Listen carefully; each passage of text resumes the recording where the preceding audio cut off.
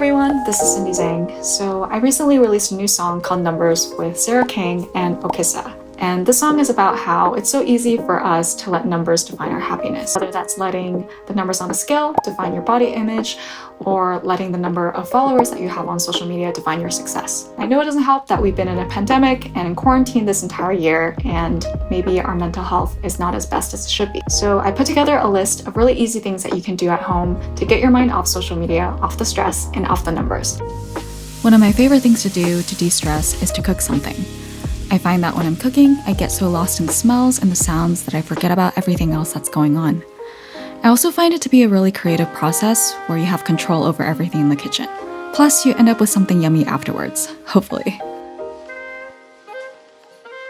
I know that we're often embarrassed by how we binge TV shows, but honestly, for me, I find it to be super therapeutic. Personally, I love binging Korean dramas because I love a good cry and letting out all my emotions. I think it's really important to find time to just relax and turn off your brain and get lost in a K-drama world, or a reality TV world, if that's more of your taste. As a musician myself, I often get too caught up in the creative process of making a song. But sometimes you just gotta do some listening. I love putting on a vinyl record and sometimes just taking a nap to it. Plus, because you're not streaming the songs off your phone or on your computer, you can prevent yourself from spending too much time on social media. I also love curling up with a good book, especially self-help books and nonfiction books that do deep dives on a particular topic. I really also love the feel and smell of physical books, and because you're not reading the book off a device, it also prevents you from being distracted by social media. I find that keeping your space clean is also a super important way to take care of yourself.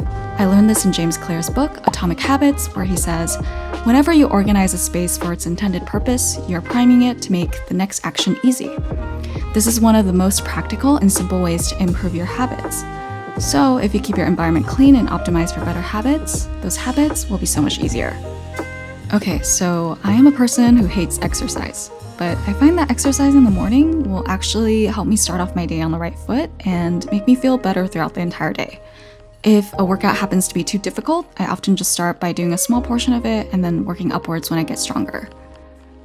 Last but not least, whenever I'm down, I always go and hang out with my dog. It also gives me a chance to go outside and get some fresh air. I know we're so used to staying home because of the pandemic, but make sure you're also getting some sun every now and then. Also, my dog loves to go outside and roll in the grass like this, so I make sure to get out of the house and let him do his thing. And those were 7 of my self-care habits to try and help me get off social media and improve my mental health. Of course, everyone's situation is different, and you might not relate to these, but these were just a few things that helped me get through the past year, and I hope you find them helpful too. Be sure to check out my latest single, Numbers, featuring Sarah Kang and Okissa, out on all streaming platforms now, and I'll see you guys soon.